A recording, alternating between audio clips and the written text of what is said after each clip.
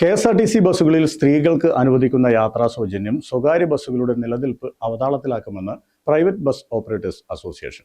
നിലവിൽ സ്വകാര്യ ബസ്സുകളിൽ ഇപ്പോൾ യാത്ര ചെയ്യുന്നവരിൽ ഭൂരിപക്ഷവും സ്ത്രീകളും കുട്ടികളുമാണ്. യാത്ര സൗജന്യമാക്കുന്നതോടെ KSRTCയിലേക്ക് ഇവരെല്ലാം മാറും. ഇതോടെ സ്വകാര്യ ബസ്സുകൾക്ക് കനത്ത വരുമാന നഷ്ടം സംഭവിക്കുമെന്നും ഭാരവാഹികൾ പറഞ്ഞു. സ്ത്രീകളും കുട്ടികളും KSRTCയിൽ കയറുമ്പോൾ കുടുംബത്തോടൊപ്പം യാത്ര ചെയ്യുന്ന പുരുഷന്മാർ മാത്രം ഇവരിൽ നിന്ന് വേർപെട്ട് സ്വകാര്യ ബസ്സുകളിൽ പോവില്ല.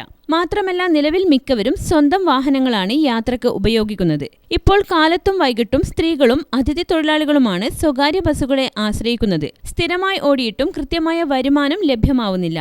ടാക്സ്, ഇൻഷുറൻസ് ഇനങ്ങളിലും സ്പെയർ പാർട്സുകളിലും വർധനവിനൊപ്പം ഇന്ധനവിലയും കൂടി വർദ്ധിച്ചാൽ സ്വകാര്യ ബസ് വ്യവസായം പെരുവഴിയിലാവുമെന്നും ഭാരവാഹികൾ പറഞ്ഞു. പുതിയ സർക്കാർ സത്യപ്രതിജ്ഞയോടുകൂടി അവരുടെ ഇലക്ഷൻ്റെ അജണ്ട അനുസരിച്ച് തന്നെ കേരളത്തിൽ KSRTC ബസ്സുകളിൽ സ്ത്രീകൾക്ക് ഫ്രീയായി യാത്ര ചെയ്യാനുള്ളതായ നടപടിക്രമങ്ങളായിട്ട് മുന്നോട്ട് പോകുന്നുള്ളതാണ്.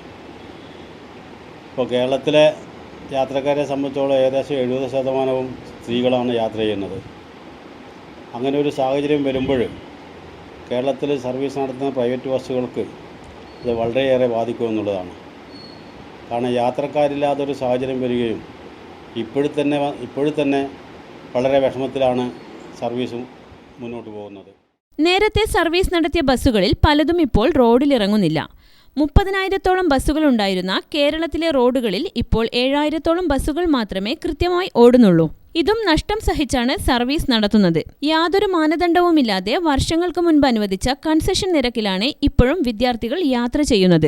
കൂട്ടത്തിൽ വികലാംഗർ, കാഴ്ച പരിമിതിയുള്ളവർ എന്നിവർക്കും യാത്രാ ഇളവുകൾ നൽകി വരുന്നുണ്ട്. ഇപ്പോൾ ഏതാണ്ട് എല്ലാ റൂട്ടുകളിലും KSRTC ബസ്സുകളുണ്ട്. ഇതിൽ സ്ത്രീകൾക്കുള്ള യാത്രാ സൗജന്യ പ്രഖ്യാപനം സ്വകാര്യ ബസ്സുകളെ കൂടുതൽ പ്രതിസന്ധികളിലേക്ക് തള്ളിവിടുമെന്ന് ഭയത്തിലാണ് ബസ് ഉടമകൾ. KSRTCയിൽ സ്ത്രീകൾക്ക് അനുവദിക്കുന്ന യാത്രാ സൗജന്യം സ്വകാര്യ ബസ്സുകളെ വഴിയാധാരമാക്കുമെന്ന് Thalassery private bus operators association general secretary K. Gangadharan പറഞ്ഞു.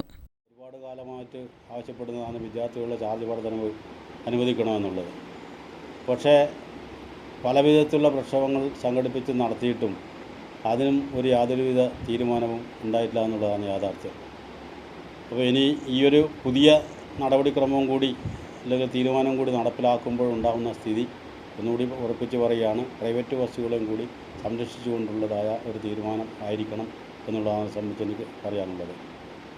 ഇപ്പോൾ വേറൊരു കാര്യം സൂചിപ്പിക്കാനുള്ളത്, ഇവിടെ കടവത്തൂർ കല്ലിക്കണ്ടി റോഡിൻ്റെ നിർമ്മാണ പ്രവൃത്തിയുടെ ഗ്രാമിക ന്യൂസ് തലശ്ശേരി.